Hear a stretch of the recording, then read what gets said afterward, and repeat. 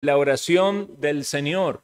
A veces se habla de la oración del Señor acerca del Padre Nuestro. Se dice que el Padre Nuestro es la oración del Señor.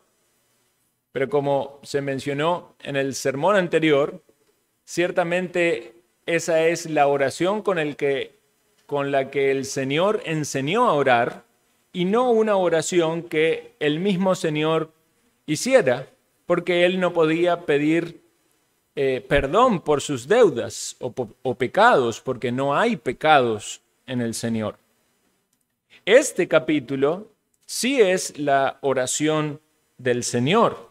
San Juan 17, donde el Señor habla con su Padre. No sabemos exactamente si esto fue algo audible. Es posible que sí, que Juan sea el único que lo haya registrado, o que el Espíritu Santo se lo haya revelado a Juan para que lo escribiese. Pero esta es la oración de Cristo al Padre, que nos ha sido revelada en la palabra y que contiene mucho para nosotros, para nuestra bendición en conocerle y también en saber acerca no solo de quién Él es Él o quién es el Padre, sino también lo que han hecho por nosotros. Y como dijimos el domingo pasado, uno de los temas en esta oración es la gloria de Dios. Es la gloria del Hijo, es la gloria del Padre y es la gloria de Dios en los discípulos. Decimos que es la gloria del Hijo porque el Señor comienza con esta petición. Padre, la hora ha llegado, glorifica a tu Hijo para que también tu Hijo te glorifique a ti. Y hablamos de gloria o glorificación. Entendemos que esa palabra tiene varias formas de aplicarse. Se habla de glorificación de los creyentes, por ejemplo, en el sentido de cuando estemos en la eternidad, cuando estemos ya en ese estado glorificado. Hoy a la mañana leíamos ese versículo, dice que a los que conoció, a esos también no solo llamó, justificó, sino que también glorificó. Entonces vamos a estar en la gloria. Pero también hay un sentido de dar gloria, de recibir gloria, y en este sentido es algo propio de la deidad. El Hijo glorifica al Padre porque es digno de gloria. Es Dios. El Padre glorifica al Hijo porque el Hijo es digno de gloria. Y ambos son glorificados en los creyentes. La gloria del Hijo se manifiesta de una manera especial en la salvación. Porque si queremos poner de algún modo un tema central a la obra de Dios en su decreto, en su soberanía, en su providencia, sin duda es esa obra redentora, cómo Dios se nos manifestó a nosotros en Jesucristo y por la palabra, pero comprendemos la centralidad de Cristo y su muerte en la cruz. Esa salvación tiene su centro en la cruz. Por eso es tan importante la predicación y proclamación del Evangelio. Por eso hay un antes y un después de la cruz de Cristo. Por eso el creyente puede decir que se gloría en la cruz de Cristo, no en las cosas de este mundo, no en lo que este mundo puede dar. El impío tiene su gloria en las cosas de este mundo, en que le va bien, en que tiene prosperidad, en que tiene salud, en que tiene belleza, en que tiene amistades, en que tiene cosas que le traen cierta gloria, pero son todas glorias temporales y muchas glorias son vanas o vanas glorias. Pero la gloria de Cristo brilla en la cruz, algo que puede sonar tan raro para nosotros, como gloriarnos de algo que implica sufrimiento, que implica dolor.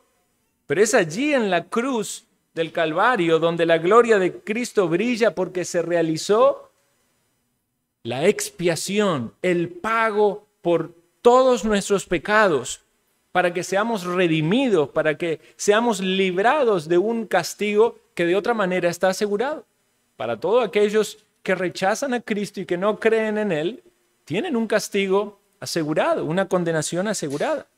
Pero en la cruz del Calvario, el Cordero de Dios estaba muriendo y estaba derramando su sangre, sangre mucho más preciosa que el oro, que la plata, y estaba pagando allí el precio para que nosotros seamos salvos y seamos también santificados. Una obra completa, no solo la salvación como este es su boleto para ir al cielo y siga viviendo su vida como quiere, sino nos salva y nos santifica. Y vamos a ver que este también es uno de los temas que aparece más adelante en el capítulo. Pero también es importante esto, el Señor nos salva y la salvación es una obra completa en un sentido en la cruz, pero el ministerio de Cristo continúa. Cuando Jesús estuvo en la cruz, antes de entregar su espíritu, dijo: consumado es. Entonces la obra, el pago de la expiación había sido completo. No había nada más que hacer. Todo lo que tenía que hacerse, Él lo hizo. Pero Cristo se levantó de la tumba al tercer día, ascendió a los cielos y su ministerio continúa. Y el ministerio que Jesucristo tiene hoy es muy importante para nosotros los creyentes. Es el ministerio de la intercesión. Dice Hebreos capítulo 7, versículo 25. Por lo cual puede también salvar perpetuamente a los que por Él se acercan a Dios, por Cristo, viviendo siempre para interceder por ellos. De modo tal de que tenemos un intercesor. Esto no significa que no podemos nosotros orar a Dios de manera directa. Hubo un versículo en su momento en el capítulo anterior, 16, donde el Señor les transmite eso a los discípulos. Les dice que nosotros podíamos, o que ellos, los discípulos, pero también se aplica a nosotros, podían llamarle Padre a Dios Padre. En aquel día, dice, pediréis en mi nombre, capítulo 16, versículo 26. Y dijo el Señor en el versículo 27, pues el Padre mismo os ama. O sea que los discípulos podían llegar directamente a Dios a pedirle como un padre y a llamarle Padre, algo totalmente extraño y desconocido para los israelitas. Está hablando de aquel día en un sentido futuro porque era necesaria la presencia del Espíritu Santo en la vida de los creyentes, para que el creyente entonces pudiese hablar con esa confianza, pero eso no significa que Jesús no iba a estar intercediendo. Llegamos a Dios como nuestro Padre, confiamos en que Él nos ama, podemos pedirle, pero siempre tenemos en claro que no lo hacemos en nuestros méritos, sino en los méritos de Jesucristo, nuestro Salvador. Entonces el Señor es el mediador y es quien intercede por nosotros. Él intercede porque muchas veces no sabemos qué pedir, cómo pedir, o porque muchas veces tampoco pedimos y Él está intercediendo por nosotros.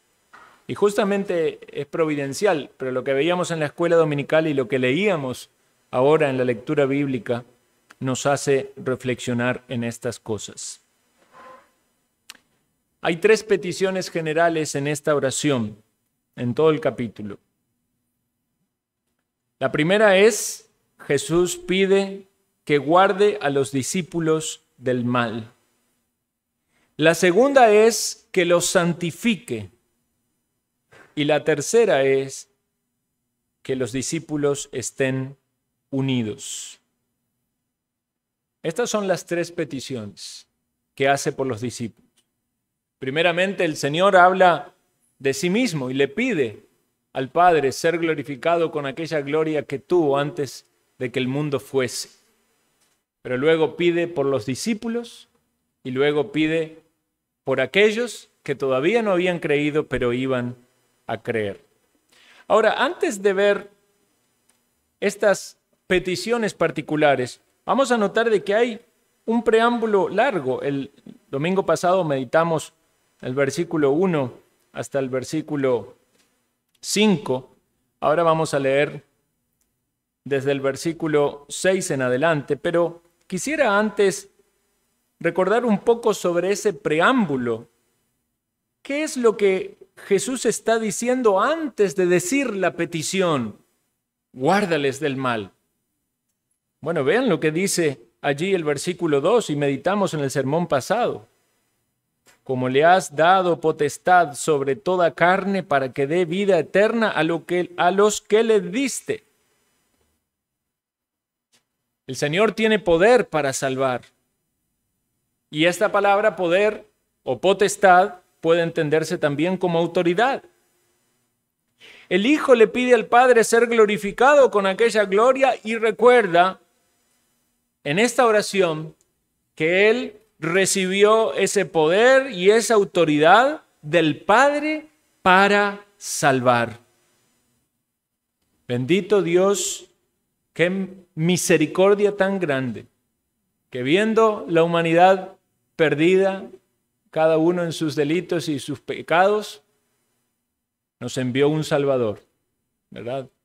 ¿Recuerdan lo que pasó en el Génesis cuando la humanidad estaba corrompida? Dios quería raer a todos sobre la faz de la tierra, ¿verdad? Pero hubo algunos que por gracia, ¿verdad? A Noé y a su familia tuvieron un arca de salvación y el resto fueron condenados. Bendito Dios que nos envía un Salvador. Y este Salvador tiene potestad, autoridad, poder para dar vida eterna y se la da ¿a quiénes? A todas las personas. Eso sería universalismo. Algunos creen esto. Todos van a ser salvos. Y se amparan bajo la bandera de decir Dios es amor, por lo tanto Dios, si es amor, no puede condenar a alguien, porque qué feo, ¿cómo va a condenar a alguien en el infierno? Pero vemos a lo largo de la historia de la humanidad que Dios juzgó el pecado y condenó el pecado, como lo vimos en tiempo de Noé. Envía también un arca, el Salvador, a Jesucristo, para que quienes están en él no sean condenados. Pero ¿quiénes son aquellos que creen en él? ¿Quiénes son aquellos que reciben la vida eterna? La expresión aquí es a todos los que le diste. Eso significa que hay personas dadas por Dios Padre al Hijo. El Padre le da al Hijo personas para salvar. Y aquí vamos a entrar en un tema que muchas veces es difícil de aceptar, pero es una realidad escritural. Hay un aspecto desde la perspectiva divina, es Dios eligiendo a las personas para la salvación. Aquí el orgullo humano puede protestar, quejarse y decir, no me gusta que sea así, no me gusta que sea Dios el que elige. Yo creo que el hombre tiene que elegir, que cada uno elija si quiere o no quiere salvarse. Si fuera así, ciertamente el hombre elegiría conforme a su naturaleza y elegiría el pecado, elegiría no creer en Dios, elegiría vivir independiente de Dios, porque así fue en el huerto del Edén cuando eligió el pecado y ese pecado pasó a toda la humanidad, a todos los hombres. Pero gracias a que Dios en su misericordia toca los corazones, cambia esos corazones de piedra, los hace corazones de carne, les da esa vida espiritual, entonces el pecador puede abrir sus ojos, mirar a Cristo y creer en Él, reconociendo la necesidad que tiene de ser salvo. Entonces está la soberanía divina por un lado, pero la responsabilidad humana por el otro. No estamos diciendo que si Dios es el que elige, entonces el ser humano no tiene que hacer nada y simplemente siga viviendo su vida. Total, si Dios lo eligió, usted no se preocupe. ¿Dónde está entonces el medio por el cual Dios salva? Que es necesario entender el mensaje del Evangelio, comprender lo que Cristo hizo, porque en la cruz de Cristo brilla la gloria de Dios. Arrepentirnos de nuestros pecados y confiar en Jesucristo para la salvación. No es que la salvación es mitad de Dios y mitad del hombre, no, la salvación es 100% de Dios. Pero el hombre tiene la responsabilidad en el uso de su intelecto, emociones y voluntad de responder a ese llamado de Dios por y medio, mitad del hombre, ¿no? por medio del Evangelio. Veamos lo que dice el versículo 3. Y esta es la vida eterna, que te conozcan a ti, el único Dios verdadero, y a Jesucristo, a quien has enviado. Vean, en estos dos textos entonces aparecen los dos enfoques. Por un lado, el Padre dándole al Hijo los que van a tener vida eterna. Por el otro lado, el hombre conociendo a Jesucristo y creyendo en Él para tener vida eterna. Vamos a ver en estos textos del versículo 6 hasta el versículo 10, lo que hizo el Hijo, lo que hizo el Padre y también lo que hicieron los discípulos. Vamos a leer, por favor, San Juan, capítulo 17, versículo 6. Dice así: he manifestado tu nombre a los hombres que del mundo me diste. Tuyos eran y me los diste, y han guardado tu palabra. Ahora han conocido que todas las cosas que me has dado proceden de ti, porque las palabras que me diste les he dado, y ellos las recibieron, y han conocido verdaderamente que salí de ti, y han creído que tú me enviaste. Yo ruego por ellos, no ruego por el mundo, sino por los que me diste, porque tuyos son. Y todo lo mío es tuyo, y lo tuyo mío, y he sido glorificado en ellos. Continuemos leyendo, por favor. Dice: ya no estoy en el mundo, mas estos están en el mundo. Y yo voy a ti, Padre Santo, a los que me has dado, guárdalos en tu nombre, para que sean uno, así como nosotros. Vamos a parar aquí. Entonces, tenemos en este texto tres enfoques. Por un lado, lo que hizo el Hijo, por otro lado, lo que hizo el Padre, y por otro lado, lo que hicieron los discípulos. Y quisiera ir leyendo detenidamente y poner el énfasis en estas cosas antes de luego analizarlas. En primer lugar, dice Jesús: he manifestado tu nombre, lo que hizo el Hijo. A los hombres que del mundo me diste, lo que hizo el Padre. Tuyos eran y me los diste, lo que hizo el Padre. Y han guardado tu palabra, lo que hicieron los discípulos. Han conocido que todas las cosas que me has dado proceden de ti, lo que hicieron los discípulos, conocer, porque las palabras que me diste les he dado a conocer, lo que hizo el Hijo. Y ellos la recibieron y han conocido que verdaderamente salí de ti, lo que hicieron los discípulos. Y han creído que tú me enviaste, lo que hicieron los discípulos. Yo ruego por ellos, no ruego por el mundo, sino por los que me diste. Lo que está haciendo Jesús, está rogando. Porque tuyos son, y todo lo mío es tuyo, y lo tuyo es mío, y he sido glorificado en ellos. Una descripción de lo que Dios hizo en los discípulos, glorificando a Cristo. Hermanos, es maravilloso meditar en estas cosas. Consideremos por un momento la primera frase: he manifestado tu nombre. ¿Cómo hizo Jesús para manifestar el nombre de Dios? Se habla mucho en la Escritura del nombre. Ese es un concepto que implica mucho más que decir un nombre en específico. La Biblia utiliza varios nombres que describen a Dios. Sin embargo, la idea aquí es que dio a conocer a Dios, manifestar a Dios como Él es. Los 11 apóstoles, los que estaban allí, no estaba Judas, por razones obvias, pronto se encontrarían con Judas cuando vengan a tomarlo preso. Ellos iban caminando hacia el huerto del Getsemaní. Pero estos hombres recibieron de parte de Jesús toda la información necesaria para comprender al Padre, a Dios, en su persona, su naturaleza, en sus atributos, en su plan. Los discípulos conocieron al Padre por medio de Jesús.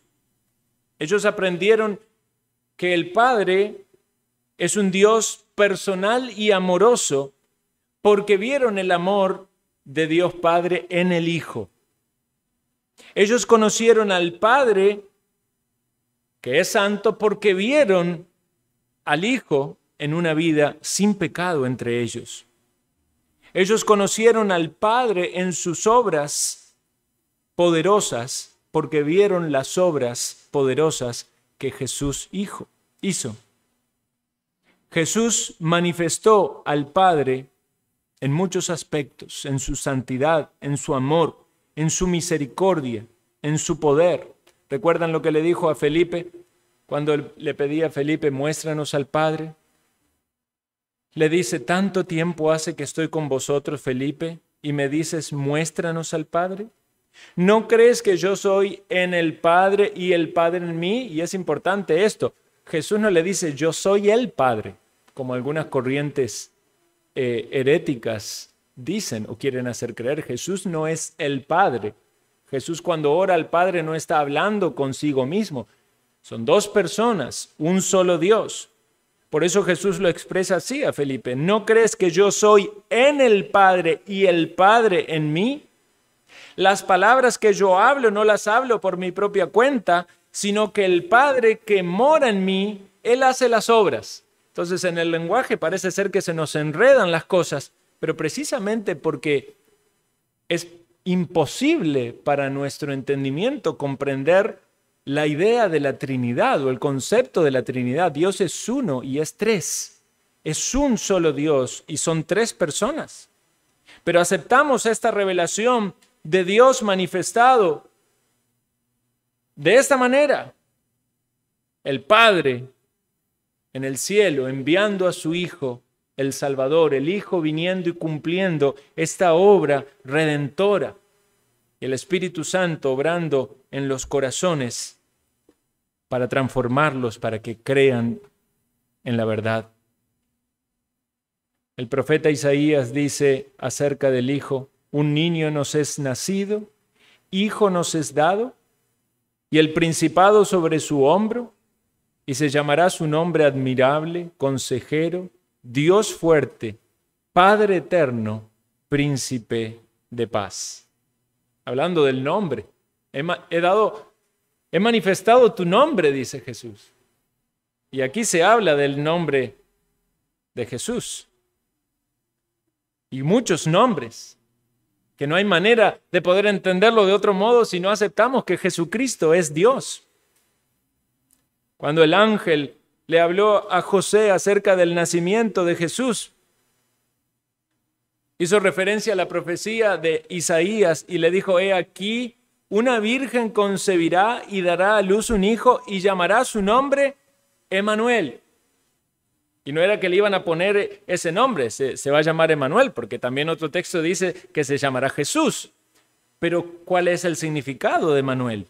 Dios con nosotros, la encarnación. Dios tomó carne, se humanó para cumplir la obra redentora. Hoy era mencionado en la clase de escuela dominical esta especulación de los discípulos acerca de quién era Jesús, al punto tal de que el mismo Señor le dice, ¿quién dicen los hombres que soy yo? Y cada uno aventuraba su respuesta hasta que Pedro, con la revelación de Dios, de su Espíritu, le dice, tú eres el Cristo, el Hijo del Dios viviente. Es el Hijo de Dios y es Dios. Vimos claramente que hoy cuando leíamos que cuando el sumo sacerdote lo increpa a Jesús y lo acusa de blasfemia, le dice que se había dicho que era hijo de Dios. O sea, eso era claramente una manifestación de deidad para esos judíos. Por eso, entonces, Jesús es acusado. Entonces está Dios Hijo manifestado en carne, Dios Padre en los cielos, oyendo esta oración, y esta oración es también por nosotros. ¿No es algo sorprendente pensar que Dios, eterno, sublime, majestuoso, infinito, haya pensado en personas que somos pequeños, finitos, pecadores, que estamos, dice la Escritura, como una planta, que salió el sol o vino el viento y ya desapareció? Dios se relaciona con nosotros y su nombre es dado a conocer y fue dado a conocer por Jesucristo primariamente a los discípulos, a los que estaban cerca de él, pero no solamente a ellos, sino también a nosotros por la palabra.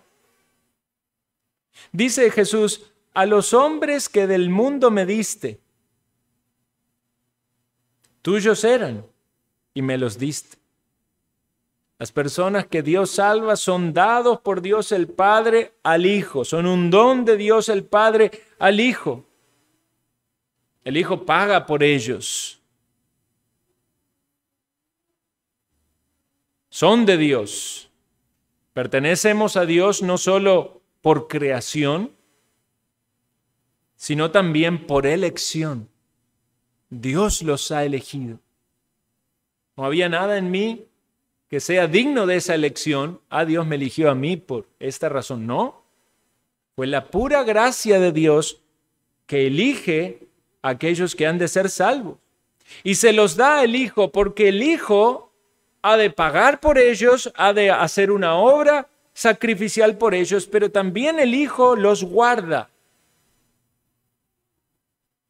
En este pacto eterno de redención, el Padre envía al Hijo y el Hijo realiza la obra de expiación. Leímos antes en Juan 10:27, dice: mis ovejas oyen mi voz y yo las conozco y me siguen. Y yo les doy vida eterna y no perecerán jamás, ni nadie las arrebatará de mi mano. Mi Padre que me las dio es mayor que todos, y nadie las puede arrebatar de la mano de mi Padre. Yo y el Padre uno somos, un Dios. Entonces están estas ovejas dadas por Dios Padre al Hijo, y el Hijo, que es el buen pastor, no pierde ninguna de sus ovejas. Por lo tanto, la salvación que Dios da es segura, es permanente, es eterna, no se pierde. Nos salva no solamente en el sentido de la condenación eterna, sino que nos salva también sacándonos del dominio de este mundo. No nos saca del mundo y nos lleva a otro hábitat, a otro planeta. Estamos en el mundo, pero dice que son dados por el Padre al Hijo del mundo. Se los da del mundo. Entendemos mundo no solo como este lugar, este planeta donde vivimos, sino también como este sistema anti-Dios, compuesto por todos aquellos que están muertos en sus delitos y pecados, el estado natural humano, inclinados al mal, propensos a pensar y actuar en contra de Dios, aun cuando muchos sostengan que aman a Dios. Como dice la Escritura, con sus hechos lo niegan. El mundo, en su estado natural, no busca a Dios. Dice la Escritura, no hay justo ni aun uno. No hay quien busque a Dios. Andan en esta corriente en contra de las leyes de Dios, de los mandamientos de Dios, muchas veces hostiles a la causa de Cristo. Y no ignoramos de que hay toda una influencia demoníaca en medio de todos aquellos que están esclavizados en sus pecados bajo el dominio de Satanás. Pero dice en 1 Juan 5:19, y sabemos que somos de Dios, aunque el mundo entero está bajo el maligno, nosotros somos de Dios. ¿Por qué? Porque Dios le dio al Hijo a aquellos que iban a ser salvos. Y Jesús dijo, yo, la luz, he venido al mundo para que todo aquel que cree en mí no permanezca en tinieblas. Vean cómo se dividen las aguas. En la Escritura es muy claro eso. Están los que son de Cristo, los que el Padre les dio al Hijo, los que salieron de las tinieblas y viven en la luz, los que son caracterizados por oír la voz de Dios y seguir a Cristo. Por otro lado están los que están en el mundo, los que viven conforme a los deseos de la carne, los que están llenos tanto su mente como sus emociones, contaminados por el pecado y sus acciones, ofendiéndose unos a otros, rechazando a Dios y su palabra. Por eso es tan importante el rol de la palabra, tanto en el ministerio del Señor Jesucristo como en el ministerio que cada uno de nosotros tenemos para evangelizar y discipular y llevar a las personas a esta confrontación con la necesidad que tienen de reconocer su situación y estar en paz con Dios. Jesús dice así acerca de los creyentes, dice, y han guardado tu palabra. Versículo 6. Han guardado tu palabra. El Padre se los da al Hijo. El Hijo les manifestó el nombre. ¿Y qué hicieron los discípulos? Guardaron la palabra. Y alguien puede decir, pero acabamos de leer que cuando a Jesús lo tomaron preso, los discípulos huyeron. Fallaron. No obedecieron, no guardaron la palabra. Bueno, lo que Jesús dice no es mentira. Los discípulos guardaron la palabra. No está diciendo aquí de que ellos no iban a tener ningún tropiezo, que nunca iban a pecar. No nos saca del mundo y nos lleva al estado de la gloria de manera automática cuando creemos. Hay un proceso de santificación en el cual Dios obra en cada uno de los discípulos. Y recordemos también que ellos, en esa experiencia tan significativa que vivían, aún no tenían el Espíritu Santo. Era una promesa que tenían que esperar. Pero aún así el Señor los guardó. El Señor los guardó a ellos, aun cuando ellos fallaron, aun cuando huyeron, cuando tuvieron miedo, cuando lo dejaron al Señor solo en la cruz. Dice el Señor de esta manera, versículo 7, ahora han conocido que todas las cosas que me han dado proceden de ti. ¿Qué es lo que estos discípulos conocieron?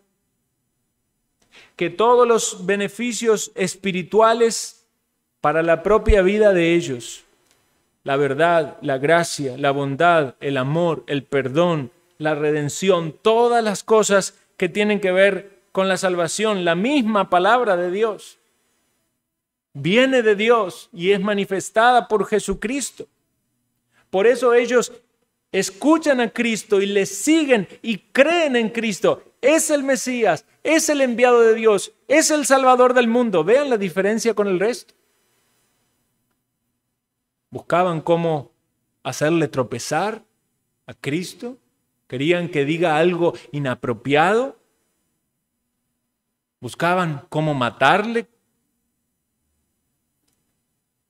Los que Dios les concedió la gracia de creer, no andan buscando el defecto en Jesús o en qué acusarlo o en qué cuestionarlo, sino que quieren oír su voz, que quieren seguirle, que quieren servirle. Y lo que el Señor transmite, podemos decir, en cierto modo es doctrina pura.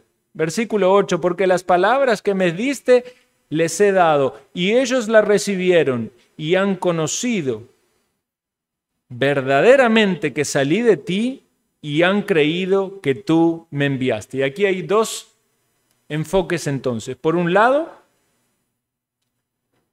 el conocimiento de las palabras de Dios, es decir, el conocimiento de la doctrina de Dios. Pero por otro lado es la fe en esas palabras o en esa doctrina. No un conocimiento general o superficial. Estamos hablando de un conocimiento para el cual se requiere una obra de gracia de Dios para poder entender. Porque el hombre natural, en su condición natural, no comprende las cosas que son del Espíritu de Dios. Dice, para él son locura, no las puede entender. Hay una limitación en aquel que no tiene el Espíritu de Dios de comprender el Evangelio. Por eso es necesario esa obra de gracia. Porque solo cuando el Espíritu de Dios regenera a alguien, le da un nuevo corazón, le da arrepentimiento y fe en Cristo, entonces las personas pueden oír la voz de Cristo o las palabras de Cristo, la palabra de Dios, y tomarla con fe, creerla con fe.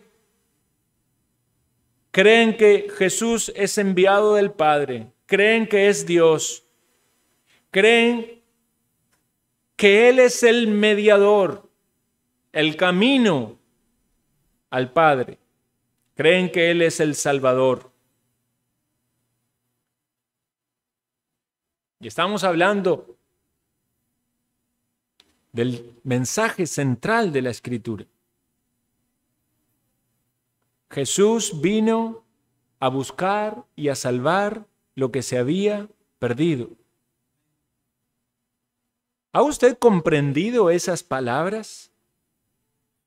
Alguien puede decir, pero eso es tan básico. Y ciertamente si usted sale a la calle y empieza a preguntar a las personas si tienen alguna fe, de todos aquellos que se digan cristianos, la mayoría puede decirse cristiano en este país en que vivimos, muchos pueden saber lo que Jesús hizo y que Jesús vino y que murió en la cruz y pueden conocer algo de la información y los datos acerca del Evangelio. Pero eso no significa que sean verdaderos creyentes, que han experimentado la obra de gracia en sus vidas, que han conocido al Padre por medio del Hijo. Y ciertamente es mucho más probable encontrar entre aquellos que tienen un conocimiento superficial una fe falsa, porque no han puesto el empeño por querer entender cómo es Dios, cómo se ha manifestado Dios, qué palabras ha expresado Jesús y qué doctrina sustentan esas palabras. Nadie puede llegar a la salvación si está rechazando que Jesucristo es Dios. Nadie puede llegar a la salvación si no reconoce que Jesucristo es santo y no tuvo pecado.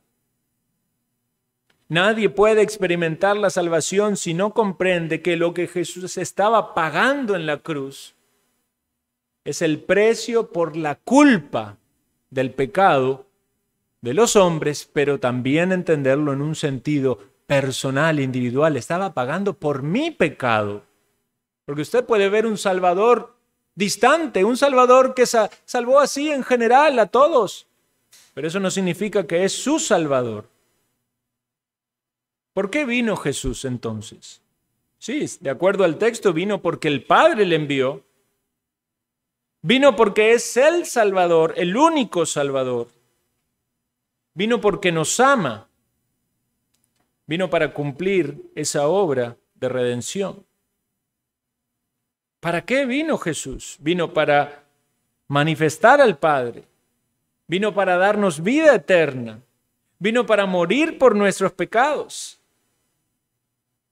Pueden parecer cosas muy básicas y muy esenciales, pero es necesario que cada uno de nosotros pasemos por estas palabras de Cristo para preguntarnos si efectivamente nosotros estamos entre aquellos que el Padre le dio al Hijo. ¿Está usted entre aquellos que el Padre le dio al Hijo? Entre aquellos que oyen la voz de Cristo y deciden seguirle, creerle, alabarle, adorarle, reconociéndole Dios. Si esa es la realidad en su vida, usted puede tener esa confianza de que Jesús estaba orando allí por usted. Porque eso es lo que vemos más adelante en este capítulo. Este es un amor exclusivo, no es un amor de Dios general. Ciertamente Dios ama a todo el mundo y manifiesta su obra de gracia en todo el mundo, pero vean las palabras de Cristo en el versículo 9. Yo ruego por ellos, no ruego por el mundo, sino por los que me diste, porque son tuyos.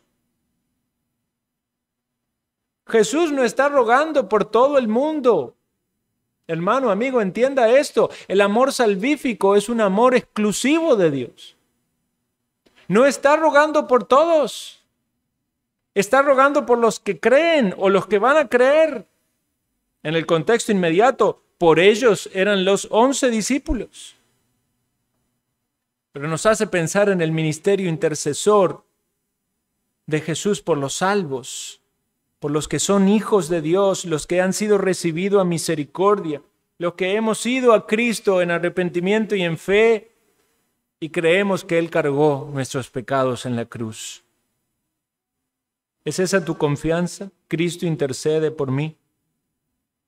A veces el creyente se carga mucho acerca de sus pecados y sus debilidades. Sí sabe que Jesús murió en la cruz, pero el enemigo a veces viene a susurrar, queriendo acusar su conciencia acerca de los pecados. Dice la Biblia en Romanos 8:34, ¿quién es el que condenará? ¿Quién condenará? ¿Acaso si vamos al juicio, sacarán el acta de todos nuestros pecados para acusarnos y condenarnos eternamente? Por eso dice la Escritura, Cristo es el que murió, más aún el que también resucitó, el que además está a la diestra de Dios, el que también intercede por nosotros. Qué bueno saber es que nuestra deuda ha sido pagada. Usted tiene una gran deuda, ¿verdad? Y le cuesta pagar y dice, no, nunca voy a terminar de pagar esta deuda. Qué terrible que puede llegar el embargo, una situación así. Pero Jesús pagó una deuda que para nosotros era impagable. Qué alegría saber de que eso ya fue pagado por el único que podía pagarlo. Era necesario que alguien sea eterno para que pague un castigo que es eterno. Usted y yo tendríamos que estar por la eternidad en el infierno, pero el Hijo de Dios eterno en la cruz consumó esa redención y pagó esa deuda. Por eso tenemos un dueño, o podemos decir dos dueños, porque eran tuyos, le dice Jesús. Éramos del Padre, pero me los diste, somos del Hijo, y las dos manos nos protegen, la del Padre y la del Hijo. Somos sus ovejas, no nos vamos a perder. Tenemos un pastor que nos cuida, que puso su vida porque es el buen pastor y que intercede por nosotros.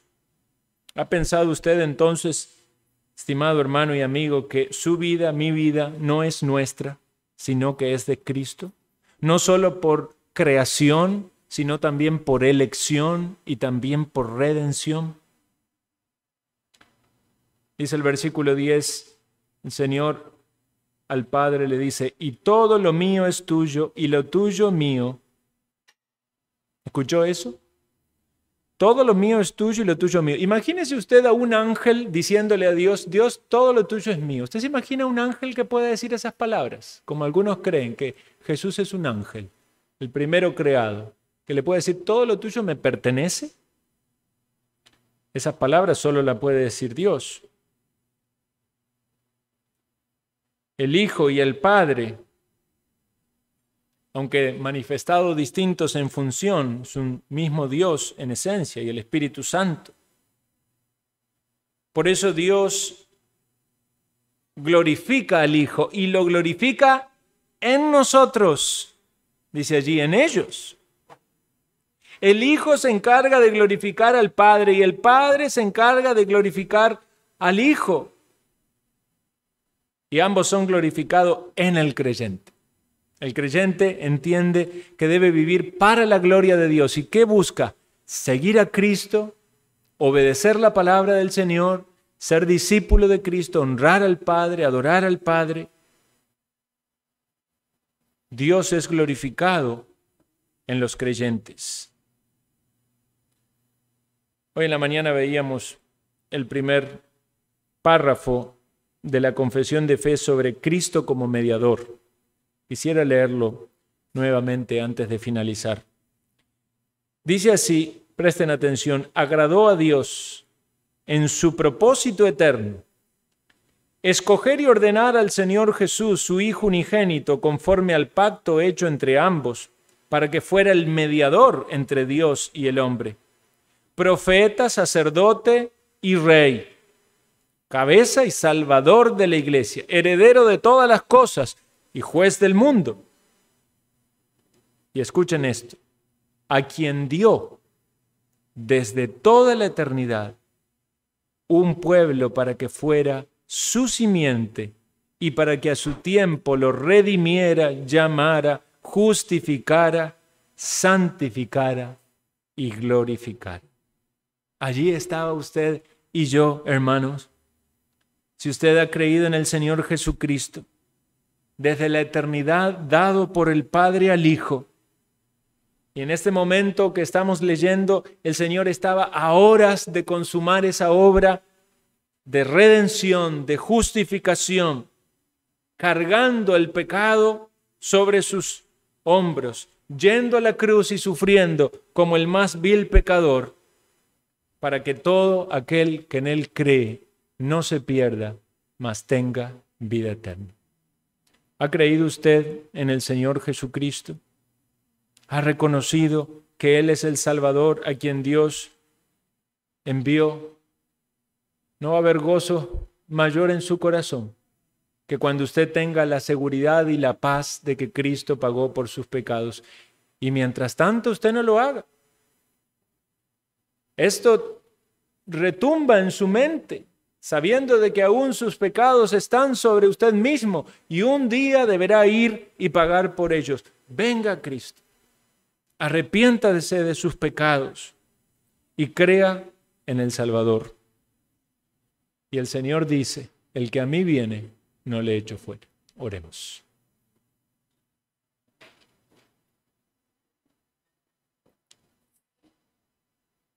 Te agradecemos, buen Dios, por Jesucristo, nuestro Señor y Salvador, que ha manifestado tu santo nombre y hemos oído sus palabras, palabras de vida eterna.